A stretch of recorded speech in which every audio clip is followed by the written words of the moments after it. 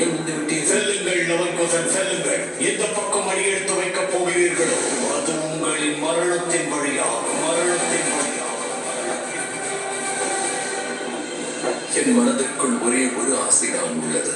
அனைத்தும் அறிந்த முனிவர் வால்மீகி விரைவாக லவன்குசனை அயோத்திக்கு அழைத்து வர வேண்டும். உன்னால் என்று அந்த லவனும் குசனும் அடியவில்லை என்றால் உன் அண்ணனுக்கும் அந்த அயோத்தியின் மன்னன் ராமனுக்கும் இடையே பெரும் யுத்தம் உண்டாகும்.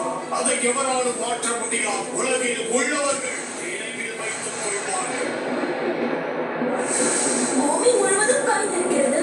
ஆனால் இங்கு இருக்கக்கூடிய இலைகளிலும் மரங்களிலும் நீர் உள்ளது. இவ்வாறு நடக்க வாய்ப்புள்ளதா என்ன? ஜாக்கிரதை குசன், இது ஏதோ மாய சக்தியின் வேலை.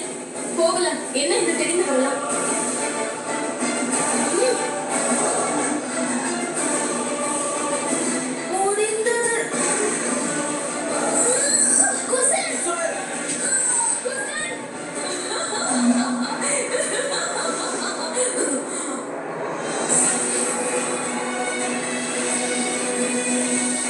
என்ன இது? சிங்கத்தின் நகம் கீறியது. இதுதான் மயக்கமடைய செய்துள்ளது. உடனடியாக இதற்கு தீர்வு காணவில்லை என்றால் குசனின் உயிருக்கு ஆபத்து ஏற்படலாம். ஆனால் இந்த காயம் சரியாகிவிடும் அல்லவா? இங்கு அருகில் சாபத்திற்குள்ளான ரத்தினம் ஒன்று உள்ளது. அதை உபயோகித்தால் இயற்கையை கட்டுக்குள் கொண்டு வர முடியும். சாபத்திற்குள்ளான அந்த ரத்தினத்தை அழிக்கும் வரையில் குசனின் உடலுக்குள் சென்ற நஞ்சு மற்ற இடங்களிலும் பரவிக்கொண்டேதான் இருக்கும். அசுர சக்தி, அதாவது நான்